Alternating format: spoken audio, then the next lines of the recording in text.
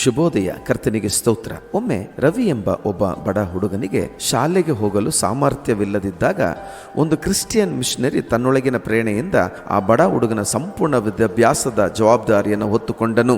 ಆ ಹುಡುಗನ ಬಾಳು ಬದಲಾಗುವುದು ಮಾತ್ರವಲ್ಲದೆ ಆತನು ದೇವರ ದಾಸನಾಗಿ ನೂರಾರು ಜನರ ಆಶೀರ್ವಾದಕ್ಕೆ ಕಾರಣನಾದನು. ಎಫೆಸದವರಿಗೆ 1ನೇ ಅಧ್ಯಾಯ 3ರಲ್ಲಿ ಈ ರೀತಿಯಾಗಿ ನೋಡುತ್ತೇವೆ. ನಮ್ಮ ಕರ್ತನಾದ ಯೇಸು ಕ್ರಿಸ್ತನು ದೇವರು ತಂದೆಯೂ ಆಗಿರುವ ಆತನಿಗೆ ಸ್ತೋತ್ರ. ಆತನು ಪರಲೋಕದಲ್ಲಿನ ಸಕಲ ಆತ್ಮೀಯ ವರಗಳನ್ನು ನಮಗೆ ಕ್ರಿಸ್ತ ಯೇಸುವಿನಲ್ಲಿ ಅನುಗ್ರಹಿಸಿದ್ದಾನೆ. ನಾನು ಯಾರು ಎಂಬುದಕ್ಕಿಂತ ಕ್ರಿಸ್ತನಲ್ಲಿ ನಾನು ಯಾರು ಎಂಬುದು ಮುಖ್ಯ. ನೀನು ಕ್ರಿಸ್ತನಲ್ಲಿರುವಾಗ ನಿನ್ನನ್ನು ಆತನು ನಿರ್ಲಕ್ಷಿಸದೆ ಆತನು ನಿನ್ನ ಪಾಲಿಗೆ ಪರಲೋಕದ ಅತ್ಯುನ್ನತ ಆತ್ಮೀಯ ಆಶೀರ್ವಾದಗಳನ್ನ ಆತನು ಕೊಡಬಲ್ಲನು. ಅದನ್ನು ಹೊಂದಲು ಸಿದ್ಧನಾಗು. ಕ್ರಿಸ್ತನಲ್ಲಿ ನಂಬಿಕೆ ಇಡೋಣ, ಆಶೀರ್ವದಿಸಲ್ಪಡೋಣ. ಈ ದಿನ ನಿಮಗೆ ಮತ್ತು ನಿಮ್ಮ ಕುಟುಂಬಕ್ಕೆ ಆಶೀರ್ವಾದವಾಗಿರಲಿ. ಆಮೇನ್. Praise the lord.